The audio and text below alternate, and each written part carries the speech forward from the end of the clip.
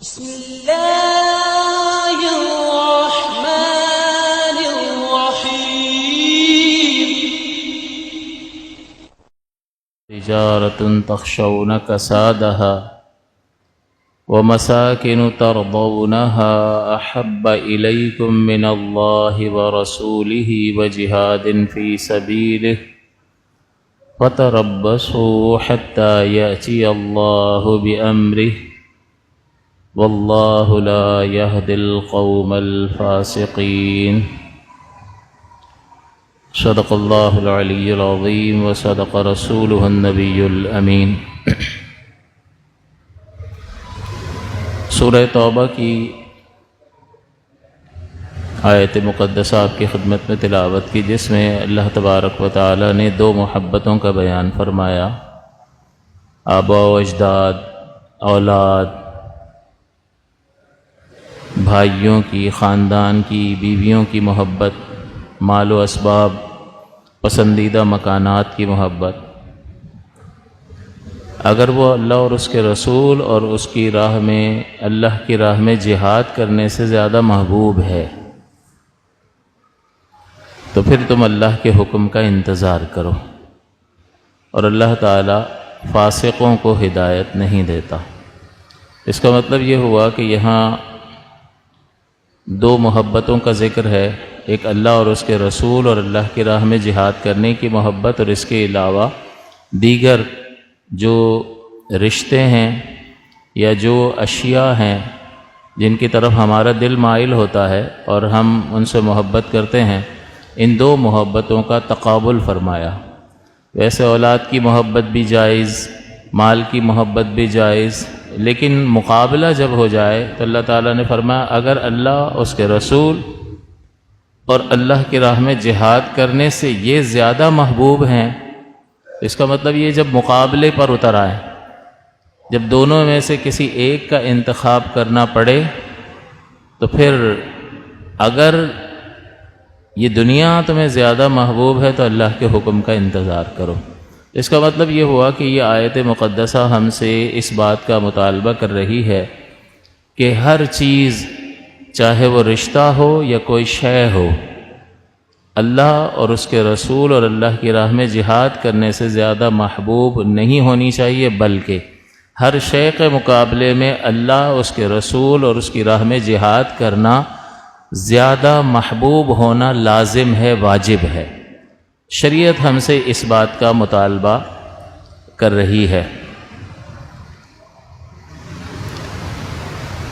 اس کا مطلب یہ ہوا کہ اللہ اور اس کے رسول کی محبت لازم اور ضروری ہے، اور یہ ایمان کا تقاضا ہے۔ یعنی ایمان کے تقاضوں میں سے ایک تقاضا یہ ہے کہ تعظیم لازم ہے، اللہ، اس کے رسول کی اور شعائر اسلام کی تعظیم ضروری ہے۔ اگر کوئی شخص کلمہ بھی پڑھے اور معاذ اللہ توہین بھی کرے تو وہ مومن رہے گا؟ اس کا مطلب یہ ہے کہ ایمان کے لوازمات میں سے ہے تعظیم کرنا، اسی طرح سے ایمان کے لوازمات میں سے ہے اللہ اور اس کے رسول کی محبت۔ تو اگر اللہ اور اس کے رسول کی محبت نہ ہو تو پھر اس کا مطلب کون سی چیز ہوگی؟ تو اللہ اور اس کے رسول کی محبت کا بالکل بھی نہ ہونا وہ ایمان کو ختم کر دے گا، اور کمال پر نہ ہونا یہ ایمان کو کامل نہیں ہونے دے گا۔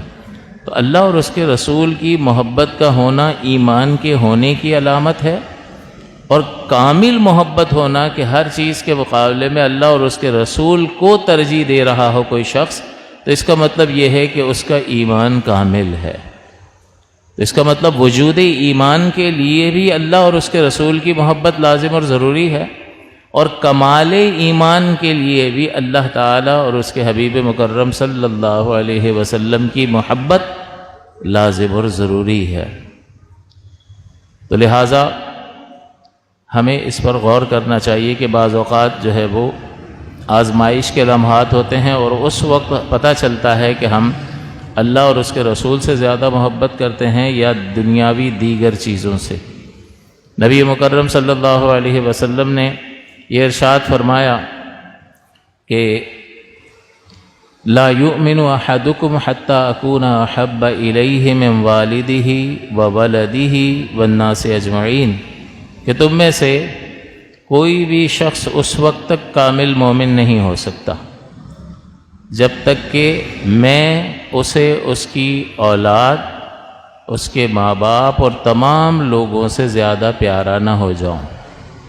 اس کا مطلب لازم کر رہے ہیں ہم پر اللہ اور اس کے رسول کی محبت، اور رسول اللہ صلی اللہ علیہ وسلم کی محبت، کیونکہ وہ اللہ کے رسول ہیں، اس لیے اللہ کے حبیب مکرم صلی اللہ علیہ وسلم کی محبت لازمہ ایمان میں سے ہے۔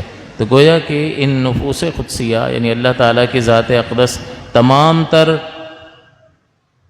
تر کمالات کا، تمام تر احسانات کا منبع اور مصدر ہمارے خالق کی ذات ہے، اور نبی مکرم صلی اللہ علیہ وسلم چونکہ اللہ کے حبیب ہیں، اللہ کے رسول ہیں، اور نبی کریم صلی اللہ علیہ وسلم کی محبت گویا کہ اللہ کی محبت ہے، لہٰذا یہ دونوں چیزیں انسان کے ایمان کو کمال تک پہنچاتی ہیں، اور کمال ایمان کا مطالبہ مومن سے ہے، لہٰذا ہر ایک سے یہ مطالبہ ہے کہ وہ ہر ایک شے کے مقابلے میں اللہ اور اس کے رسول کو سب سے زیادہ محبوب اور پسندیدہ رکھے۔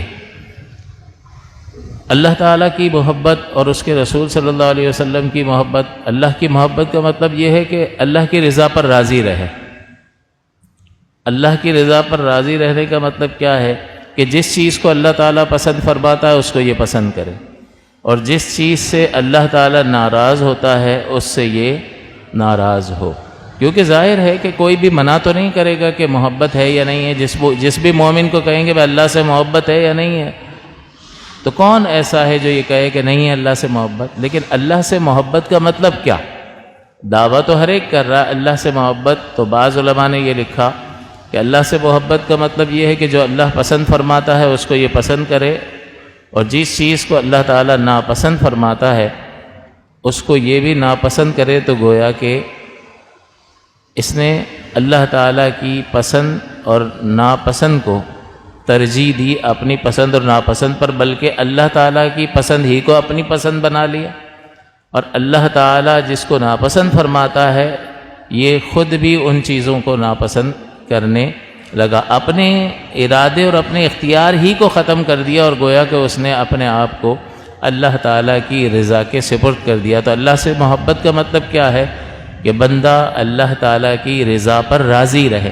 اس رضا کو کھولیں تو دو چیزیں نکلتی ہیں، جو اسے پسند ہے اسے وہ خود بھی پسند کرے، جو اسے ناپسند ہے اسے خود بھی ناپسند کرے۔ مزید بعض علماء نے یہ فرمایا کہ انسان جو ہے اس چیز سے محبت کرتا ہے جس سے اس کے حواس کو لذت حاصل ہوتی ہے، جیسے خوبصورت شکلیں، اچھے مناظر، یہ آنکھ حادثہ ہے، حواس میں سے ایک حادثہ ہے نا، علم حاصل کرنے کا ایک سبب ہے۔ 5 حواس ہیں، دیکھنا، چھونا، چکھنا، سونگھنا اور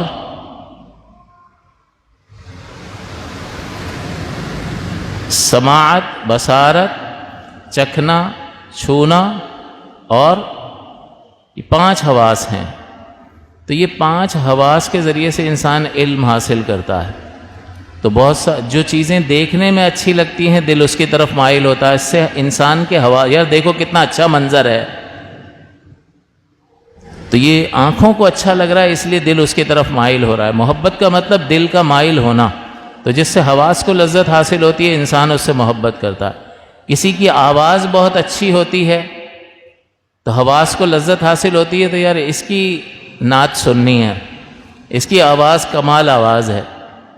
تو انسان حواس سے جن چیزوں کو لذت حاصل ہوتی ہے انسان اس کی طرف مائل ہوتا ہے۔ تو ایک تو محبت کا سبب یہ ہوتا ہے کہ اس کے حواس کو جس چیز سے لذت حاصل ہوتی ہے وہ اس کی طرف متوجہ ہوتا ہے، یعنی اس کا قلب اس کی طرف مائل ہوتا ہے۔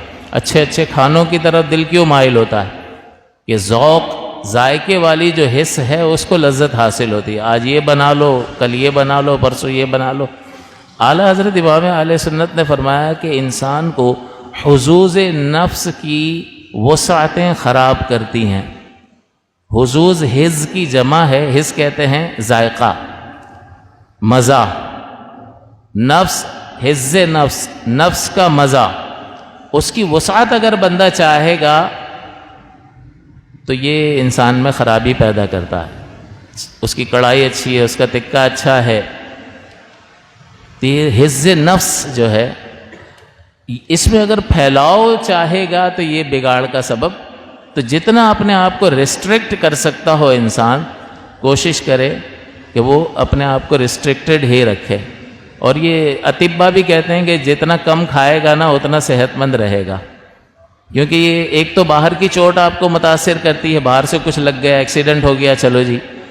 زیادہ تر بیماریاں جو آپ کھا رہے ہیں اس کے نتیجے میں بدن کے اندر سے ہی اٹھ کر آتی ہیں، تو اپنی خوراک پر انسان توجہ دے۔ تو بہرحال کہنے کا مقصد یہ تھا کہ حواس کو جس سے لذت حاصل ہوتی ہے انسان اس سے محبت کرتا ہے۔ اسی طرح سے دوسرا سبب ہوتا ہے عقل کو جس سے محبت، یعنی عقل جو ہے اس کی بنیاد پر بھی انسان جو ہے محبت کرتا ہے، کہ عقل کو جس سے لذت حاصل ہو انسان اس سے محبت کرتا ہے۔ لہٰذا بہت ذہانت کی، سمجھداری کی کوئی شخص باتیں کرتا ہو، بڑے بڑے زبردست قسم کے نقطے بیان کرتا ہو تو بندہ کہتا ہے کیا بات کر دی ہے۔ یہ جو ایکشن ہے اس کا، جو نعرے لگ جاتے ہیں، یہ کون سی حص ہے جس کو لذت حاصل ہوئی ہوتی ہے؟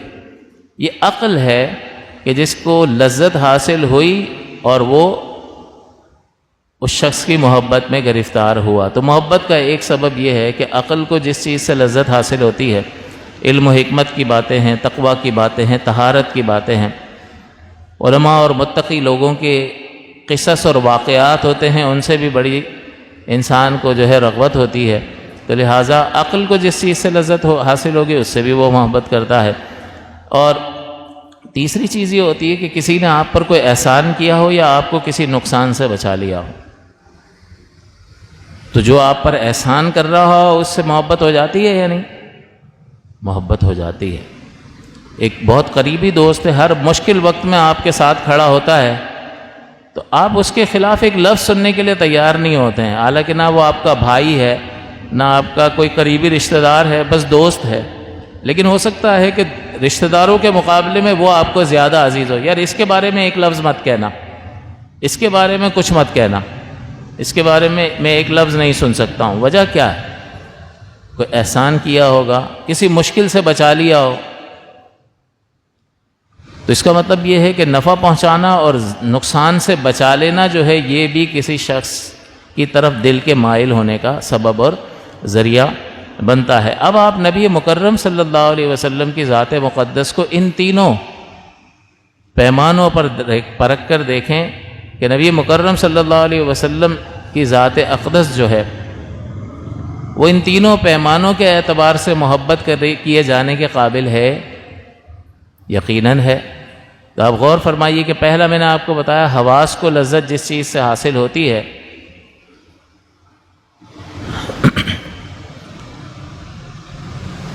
انسان اس کی طرف مائل ہوتا ہے۔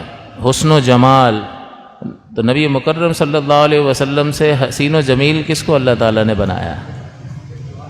تو آپ کتابیں پڑھ کر دیکھیں، اور صحابہ کرام علیہم الرضوان نے جو رحمت دو عالم صلی اللہ علیہ وسلم کے چہرے مبارک کے بارے میں باتیں کی ہیں، آپ کے مبارک بالوں کے بارے میں، آپ کے ناخنوں کے بارے میں، آپ کے پورے نور مجسم صلی اللہ علیہ وسلم کے اس مبارک جسم اطہر کے ظاہری حسن کے بارے میں کلام کیا، تو انہوں نے بڑا کمال کلام کیا اور پڑھنے سے تعلق رکھتا ہے۔ تو اسی ہی حسن کے بیان سے دل مائل ہوتا ہے یا نہیں؟ تو سب سے زیادہ اللہ تعالیٰ نے اپنے حبیب مکرم صلی اللہ علیہ وسلم کو حسین بنایا۔ تو اس اعتبار سے آپ غور فرمائیں تو آپ یہ کہیں گے کہ بالکل یہ سبب کہ جس سے میری آنکھوں کی اس حواس کو لذت حاصل ہوتی ہے پیارے مصطفیٰ صلی اللہ علیہ وسلم میں بدرجہ اتب موجود ہے۔ اسی طرح عقل جو ہے، کیا عقل تیار ہوتی ہے حضور سے محبت کرنے کے لیے؟ تو آپ کو بتایا کہ جو علم و حکمت کی باتیں بتاتا ہو، زبردست قسم کے نکات بتاتا ہو، ہدایت اور رہنمائی کا پیکر ہو، زہد اور تقویٰ جو ہے اس کے ہر عمل اور کردار سے چھلکتا ہو، بتائیے عقل اس کو محبوب رکھے گی یا نہیں رکھے گی؟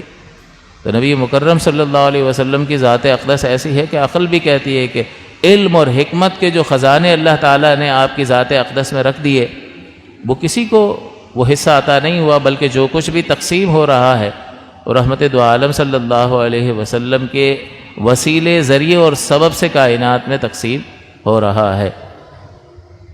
جیسا کہ نبی کریم صلی اللہ علیہ وسلم نے فرمایا انما انا قاسم واللہ یعطی، کہ میں تقسیم کرنے والا ہوں اور اللہ تعالیٰ عطا فرمانے والا ہے۔ تو عقل بھی کہتی ہے کہ یہی وہ ذات ہے جو سب سے زیادہ محبت کیے جانے کے لائق ہے۔ اسی طرح سے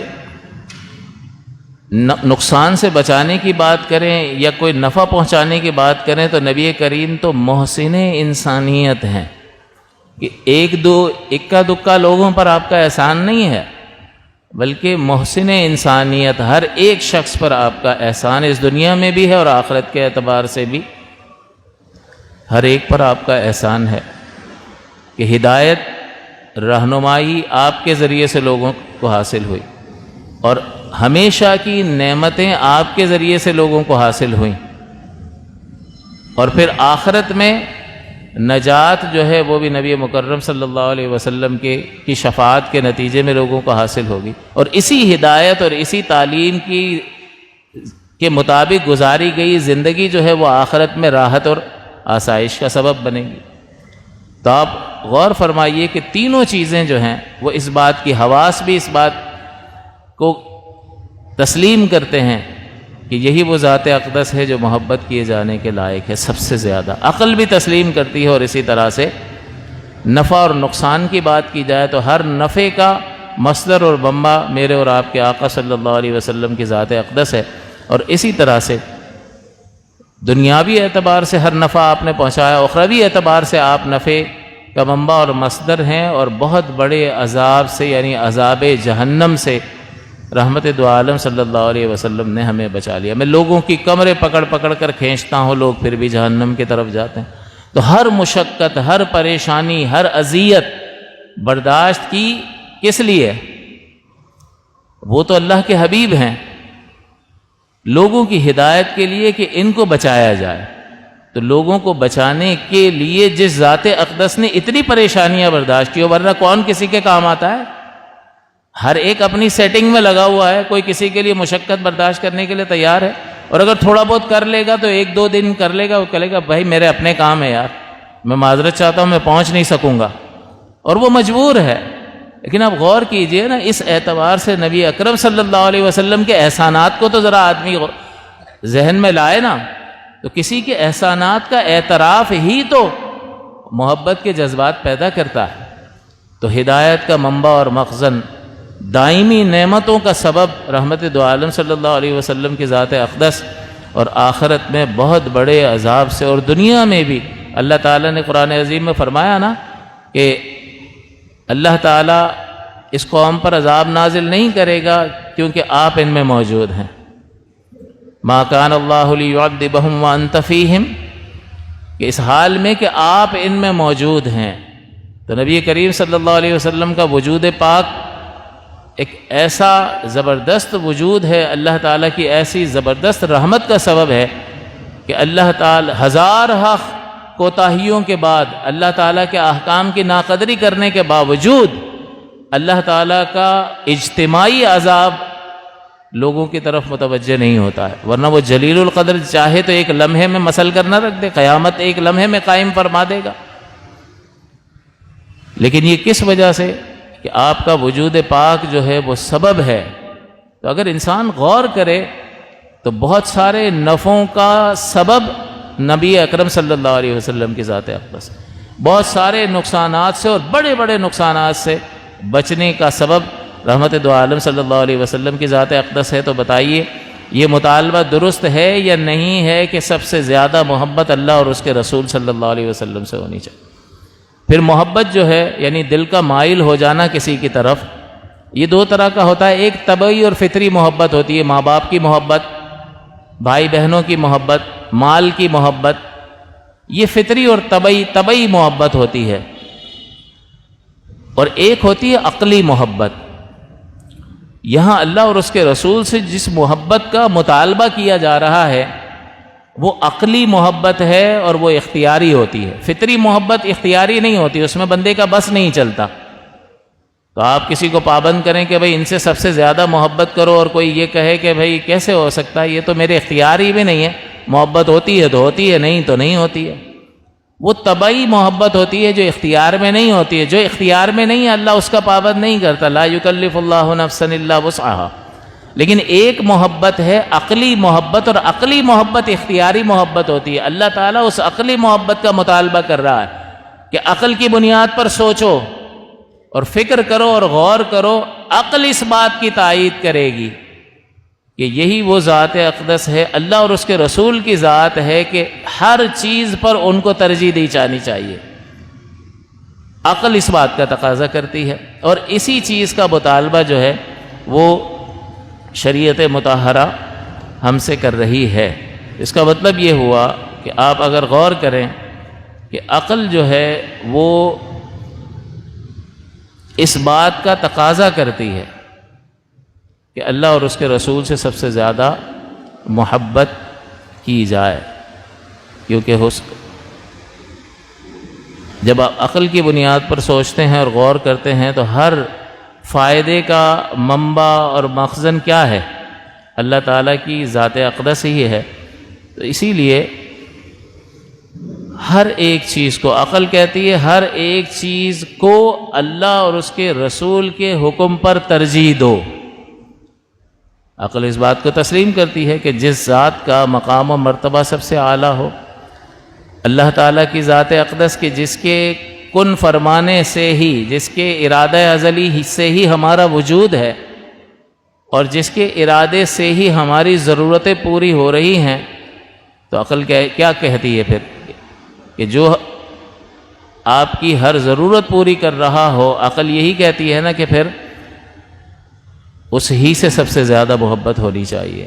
تو یہ اختیاری محبت ہے، اور انسان غور و تفکر کے نتیجے میں یہاں پہنچ جاتا ہے.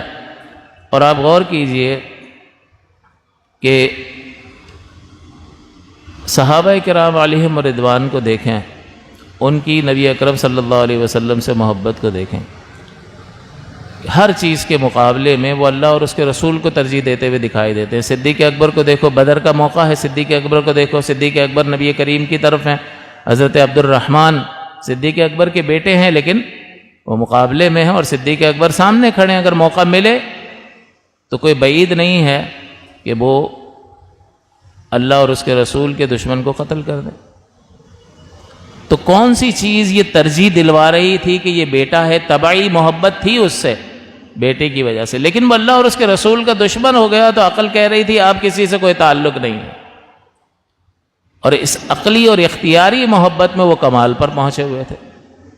اسی طرح حضرت عمر رضی اللہ تعالی عنہ نے غزوہ بدر میں اپنے ماموں کو قتل کیا. تو طبعی محبت تھی نہیں، ماں کا بھائی ماموں سے زیادہ اٹیچمنٹ ہوتی ہے.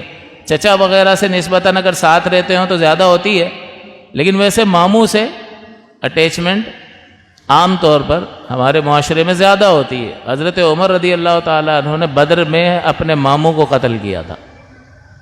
تو طبعی محبت تھی ایک طرف، لیکن دوسری طرف عقل کیا کہہ رہی تھی؟ اللہ اور اس کے رسول کا دشمن ہے، اللہ اور اس کے رسول کی محبت کو ترجیح دی جائے گی. اور اسی کا مطالبہ تھا، جیسا کہ میں نے سورہ توبہ کی آیت پڑھی کہ اگر تمہارے آبا، تمہاری اولاد، تمہارے بھائی، تمہاری بیویاں، دیگر رشتہ دار اور دیگر چیزوں کا ذکر کر کے فرمایا اللہ اور اس کے رسول سے زیادہ تمہیں محبوب ہیں، تو پھر اللہ کے حکم کا انتظار کرو. اور اللہ تعالیٰ فاسقوں کو ہدایت نہیں دیتا. تو یہی اس تقابل کے وقت ہی تو بندے کی آزمائش ہے. اس تقابل ہی کے وقت تو مال ہے بہت سارا، اب زکوٰۃ ڈھیر زکوٰۃ نکل رہی ہے، اب اللہ کا حکم ہے اور مال کی محبت ہے. اب اگر وہ زکوٰۃ نہیں دے گا تو وہ کیا ثابت کر رہا ہے کہ مال کی محبت اللہ کی محبت پر غالب آ گئی. ویسے آپ مال کماتے رہو، کوئی منع نہیں ہے، اولاد کی محبت ہو، مال کی محبت ہو، کوئی منع نہیں ہے.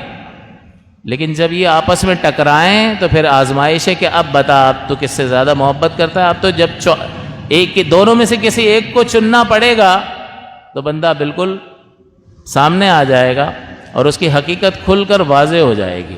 اسی طرح آپ غور فرمائیے دیگر صحابہ کرام کے بارے میں دیکھیں، ہجرت کر جاؤ، شہر چھوڑ دیا، جائیدادیں تھیں چھوڑ دی، فصلیں تھیں چھوڑ دی، مکانات آبا و اجداد کے مکانات تھے چھوڑ دیے، رشتہ دار تھے چھوڑ دیے، مال پڑا ہوا تھا چھپ کے ہجرت کرنی پڑی ورنہ وہ جانے نہیں دے رہے تھے،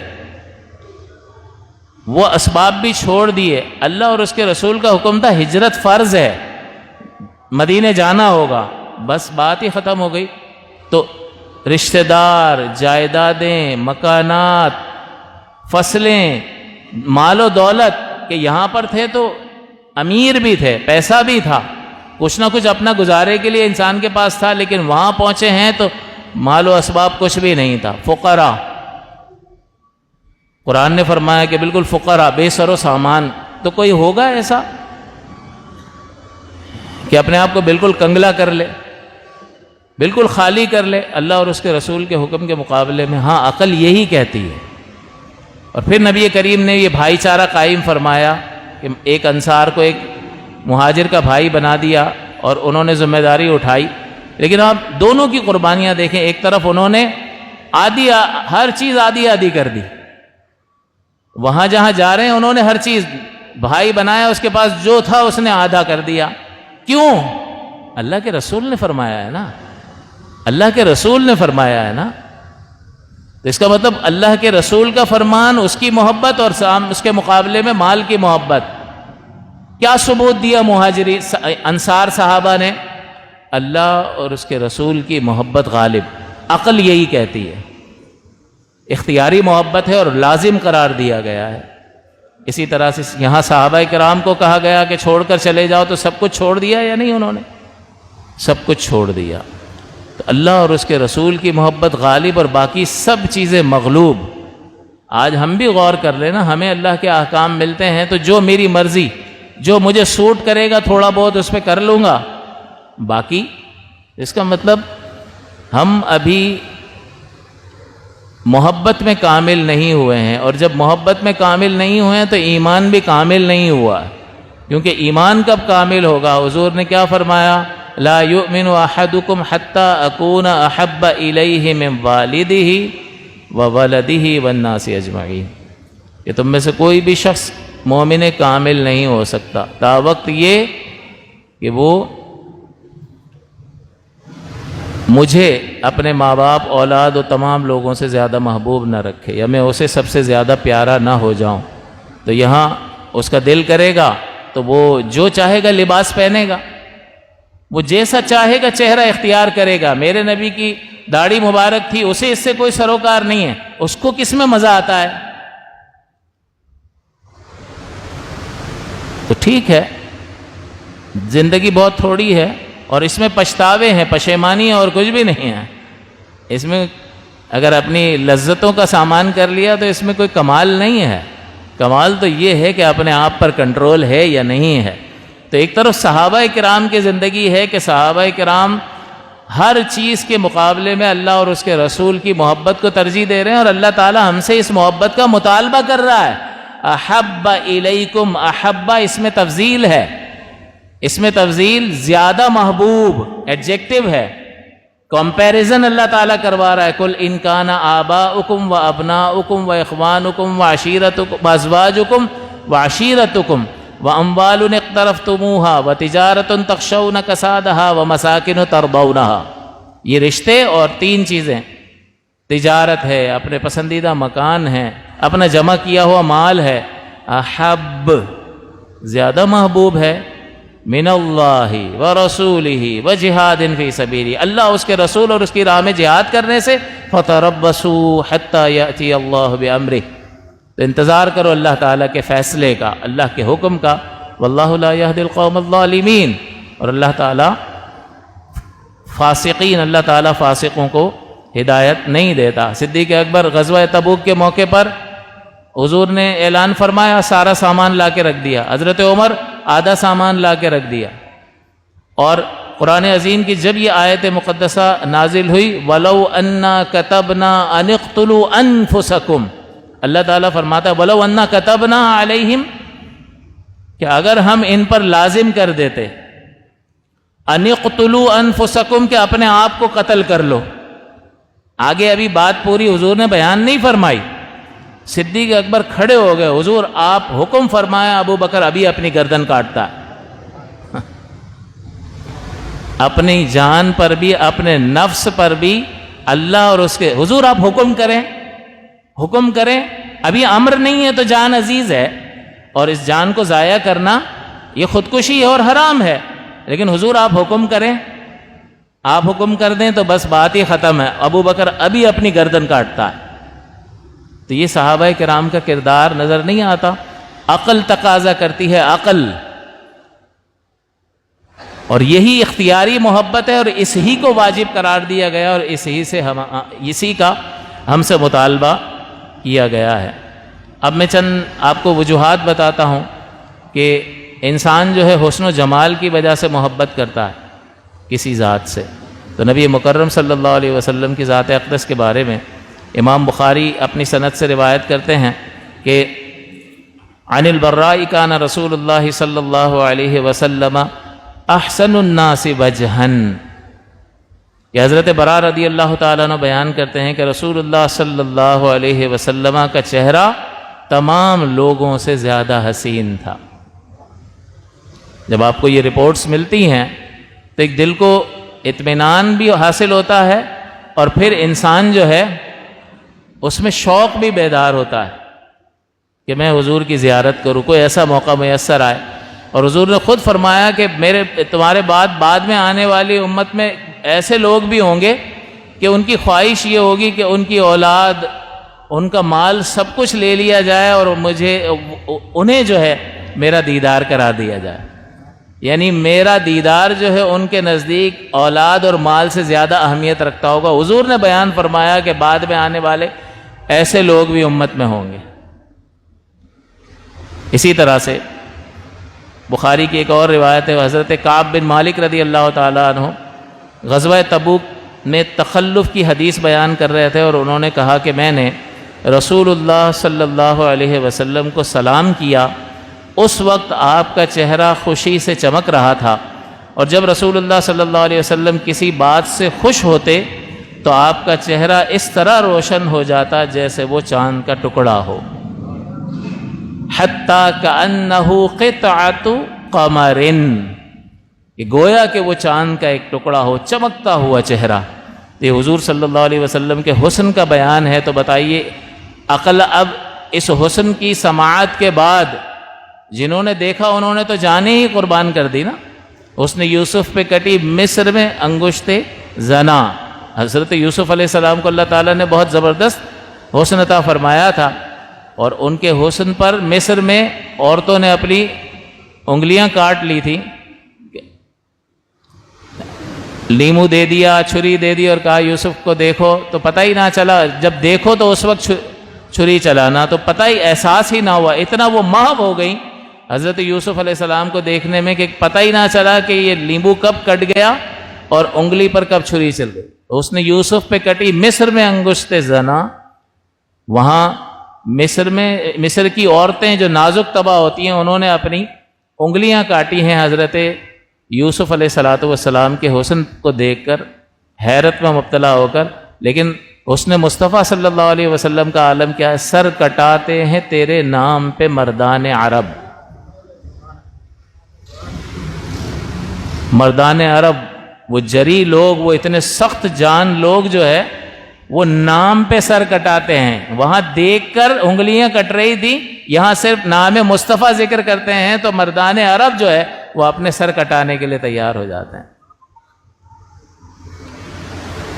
خام آئے قدرت کا حسن دستکاری, واہ واہ کیا ہی صورت اپنے پیارے کی سنواری, واہ واہ. اعلیٰ حضرت امام اہل سنت نے نبی پاک صلی اللہ علیہ وسلم کے ظاہری حسن کو بیان کرتے ہوئے یہ شعر فرمایا. تو آپ غور فرمائیے کہ کس طرح سے حضور صلی اللہ علیہ وسلم کے اور بہت ساری حدیثیں ذکر کی جا سکتی ہیں. حضرت جابر بن سمورہ رضی اللہ تعالیٰ عنہ بیان کرتے ہیں کہ میں نے رسول اللہ صلی اللہ علیہ وسلم کو ایک رات دیکھا جب بادل نہیں تھے. آپ نے سرخ حلہ پہنا ہوا تھا. میں کبھی آپ کی طرف دیکھتا اور کبھی چاند کی طرف. بلا شبہ آپ میرے نزدیک چاند سے زیادہ حسین تھے۔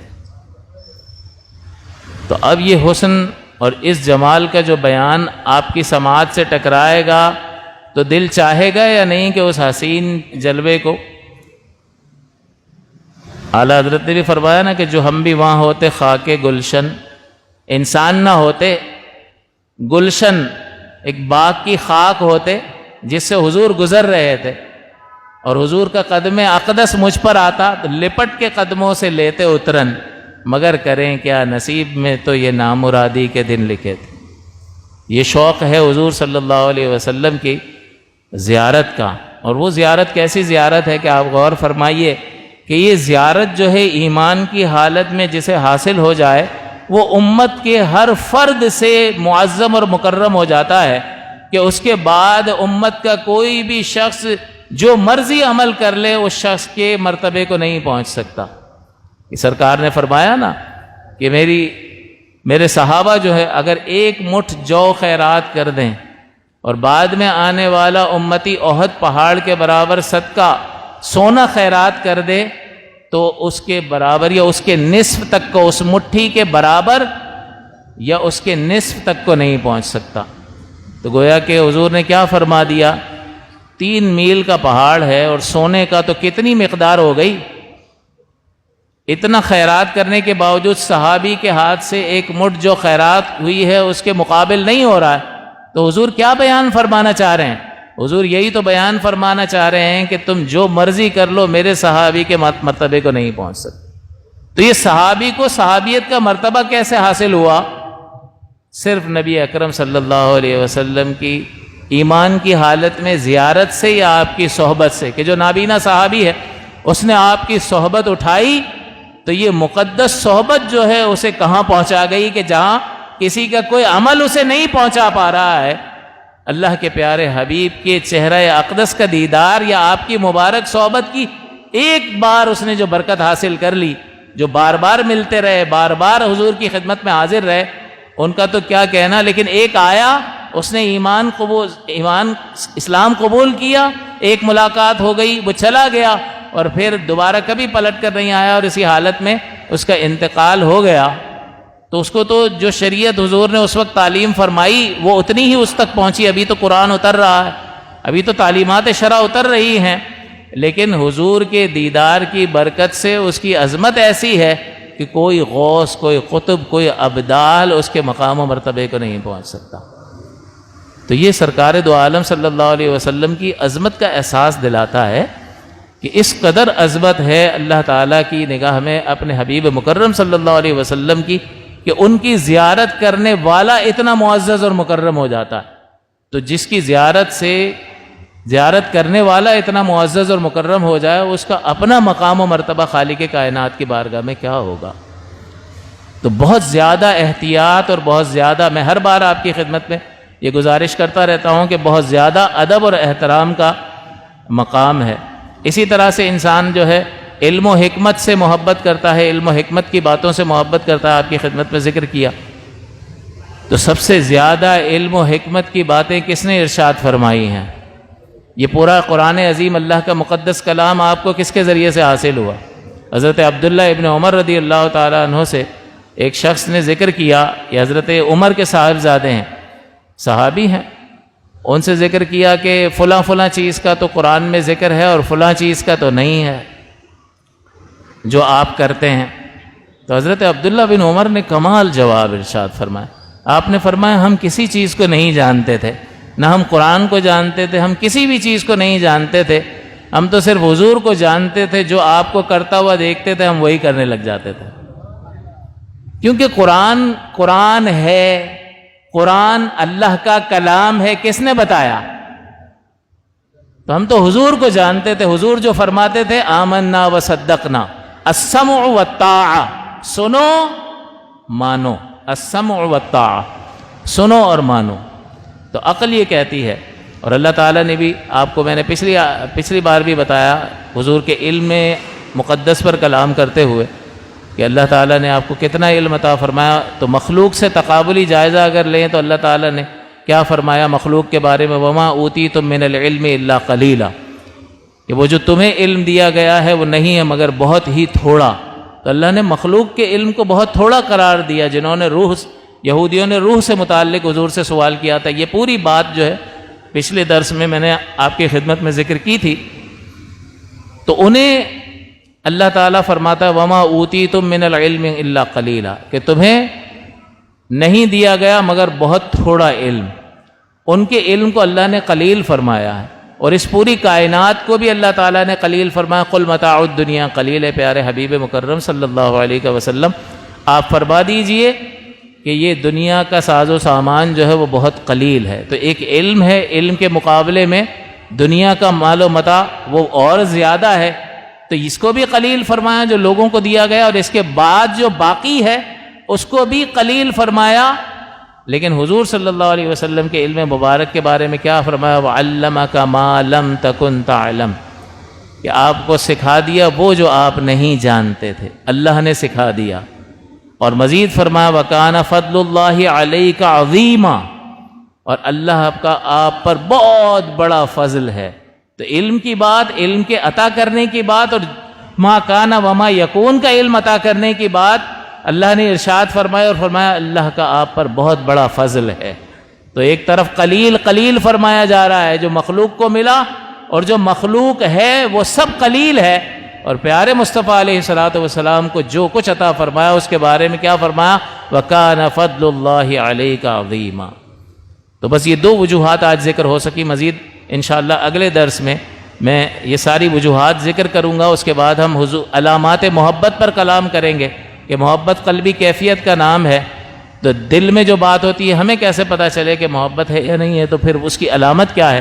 انشاءاللہ ان علامات پر بھی کلام ہوگا. لیکن سر دست آج کے درس میں ہم نے جو چیز سیکھی کہ اللہ اور اس کے رسول کی محبت واجب ہے، لازم ہے، ایمان کا لازمہ ہے. جس میں بالکل بھی محبت نہیں وہ ایماندار نہیں ہے.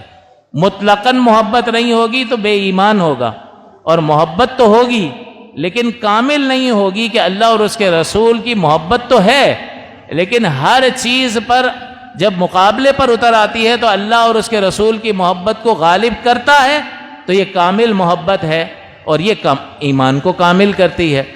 تو یہ محبت اس کا تقاضا ہم سے کیا گیا ہے، اور یہ لازم اور واجب اور ضروری ہے. اور یہ اختیاری محبت ہے، اور یہ عقلی محبت ہے. عقل کہتی ہے کہ ان سے محبت کرنی چاہیے. جیسا کہ میں نے دو وجوہات ذکر کی کہ حضور علیہ السلام سب سے حسین و جمیل، تو حسین و جمیل میں انسان کے حواس کو لذت حاصل ہوتی ہے، اور وہ مائل ہوتا ہے اچھے مناظر دیکھ کر، حسین چہرے دیکھ کر وہ مائل ہوتا ہے، اس کو محبت ہو جاتی ہے. تو سب سے زیادہ پیارا چہرہ اور حسن و جمال کا پیکر اگر اللہ تعالیٰ نے کوئی بنایا ہے تو وہ ذات مصطفیٰ ہے. وہ ذات مصطفیٰ ہے. مخلوق میں سب سے کامل کون ہے؟ جمادات سے افضل نباتات، کہ وہ متحرک بھی ہوتے ہیں، ان میں نمو بھی ہوتی ہے. نباتات سے افضل حیوان، کہ وہ بڑھتے بھی ہیں اور ایک جگہ سے دوسری جگہ متحرک بھی ہوتے ہیں. ان سے افضل ہے انسان، اور انسانوں میں افضل مسلمان، اور مسلمانوں میں افضل اولیاء علماء، اور ان میں افضل انبیاء، اور انبیاء میں افضل رسول، اور رسولوں میں افضل سید الانبیاء. تو جو مخلوق میں سب سے اعلیٰ ترین مقام و مرتبے پر ہو، اللہ تعالیٰ نے اس کے ظاہر کو بھی کیسا سنوارا ہوگا، اور اللہ تعالیٰ نے اس کے باطن کو بھی کیسا سنوارا ہوگا. عقل اس بات کو مانتی ہے، تسلیم کرتی ہے کہ کلائمیکس ہے محمد الرسول اللہ صلی اللہ علیہ وسلم کی ذات مقدس. اللہ تعالیٰ کی تخلیق کا کمال ہے، اللہ کی تخلیق کا کمال ہے. اس لیے کہ انسان کو اشرف کیوں کیا ہے دیگر مخلوق سے؟ اس لیے کہ انسان میں اللہ تعالیٰ کی پہچان کا جوہر رکھ دیا، عقل. اب بتاؤ انسان جو ہے اللہ کو پہچان سکتا ہے، اپنے خالق کو پہچان سکتا ہے، اس صلاحیت کی بنیاد پر دیگر مخلوق سے اعلیٰ ہو گیا. تو بتائیے سب سے زیادہ اللہ کو پہچانتا کون ہے؟ اور سب سے زیادہ اللہ تعالیٰ کی معرفت اور پہچان کو لوگوں میں تقسیم کس نے کیا ہے؟ تو سب سے زیادہ اللہ تعالیٰ کی معرفت اور پہچان رکھنے والے میرے اور آپ کے آقا اللہ تعالیٰ کے پیارے حبیب مکرم حضرت محمد مصطفیٰ صلی اللہ علیہ وسلم ہیں. سب سے زیادہ معرفت اللہ تعالیٰ کی میرے اور آپ کے آقا کو حاصل ہے، تو مخلوق کا اعلیٰ ترین فرد نبی مکرم صلی اللہ علیہ وسلم کی ذات ہے۔ تو اسی سے معلوم ہو گیا کہ اللہ تعالیٰ نے آپ کے ظاہر کو کیسا سنوارا ہوگا اور آپ کے باطن کو کیسا سنوارا ہوگا۔ تو عقل آپ کے ظاہری حسن کو بھی دیکھتی ہے کہ یہی وہ وجود پاک ہے کہ جو اس لائق ہے کہ دل انہی کو دے دیا جائے، سب سے زیادہ انہی سے محبت کی جائے۔ یہ کہیں کھڑے ہو جاؤ تو کھڑے ہو جاؤ، یہ کہیں بیٹھ جاؤ تو بیٹھ جاؤ۔ حضرت عبداللہ ابن عمر رضی اللہ تعالیٰ عنہ ایک بار اپنی سواری پر سوار تھے اور ایک درخت کے گرد گول گول چکر لگا رہے تھے۔ تو کسی نے پوچھا خیریت خیریت ہے، اس کا مقصد کیا ہے؟ فرمایا مجھے مقصد وغیرہ کچھ بھی نہیں پتا، بس میں نے ایک بار رسول اللہ صلی اللہ علیہ وسلم کو اس مقام پر اس طرح سے سواری پر چکر لگاتے ہوئے دیکھا تھا، میں بھی ایسے ہی کر رہا ہوں۔ یہ ہے محبت، عقل اس بات کا تقاضا کرتی ہے۔ لہٰذا ہمیں چاہیے کہ اس بنیاد پر اللہ کے پیارے حبیب مکرم صلی اللہ علیہ وسلم کو سب سے زیادہ محبوب جانے، اللہ اس کے رسول کو سب سے زیادہ محبوب جانے۔ اور جب آپ اللہ اور اس کے رسول کو سب سے زیادہ محبوب جاننے لگیں گے اور قرار دے دیں گے اور اپنی ہر خواہش پر اللہ کے حکم کو ترجیح دینے لگ جائیں گے، جیسا کہ میں نے کہا کہ اللہ کی محبت کا مطلب کیا ہے؟ جو اللہ کو پسند ہے بندہ اسے پسند کرے، جو اللہ کو ناپسند ہے بندہ اسے ناپسند کرے۔ تو بتائیے پھر کوئی بھی ادنا سی بات، کوئی ایسی بات جو کانوں کو بری لگے حضور کے بارے میں کہے، آپ سن سکو گے؟ آپ اپنے جگری دوست، اپنے والد کے بارے میں نہیں سن سکتے ہو، اپنے کسی فیملی ممبر کے بارے میں نہیں سن سکتے ہو، حالانکہ اس میں بہت ساری خرابیاں ہو سکتی ہیں، لیکن وہ ذات اقدس کہ جو پاکیزگی کا پیکر ہو، اس میں خطا کا تصور ہی نہ ہو، اس کے بارے میں اگر کوئی بات کرے تو کیا یہ محبت کا تقاضا اس ناپسندیدگی کو کم سے کم اس درجے میں نہیں چاہے گا کہ اس شخص سے تعلق ہی ختم کر لیا جائے جو میرے نبی صلی اللہ علیہ وسلم کے بارے میں کوئی ایسی زبان استعمال کرتا ہے یا کوئی ایسا کلمہ استعمال کرتا ہے جو آپ کے شایان شان نہیں ہے؟ تو مومن کی محبت کیا تقاضا کرتی ہے کہ کم سے کم کیا کرے گا کہ اس سے تعلق توڑ لے گا، کہ اس نے میرے محبوب ہی کو جب طعن و تشنیع کا نشانہ بنا لیا تو پھر اس سے میرا کوئی سروکار اور اس سے میرا کوئی تعلق اور واسطہ نہیں ہے۔ تو معیار جو ہے وہ محبت رسول کو قرار دینا چاہیے۔ اللہ تعالیٰ اپنے حبیب مکرم صلی اللہ علیہ وسلم کی کمال محبت کا ہمیں پیکر بنائے، آمین۔ وآخر دعوایا ان الحمد للہ رب العالمین۔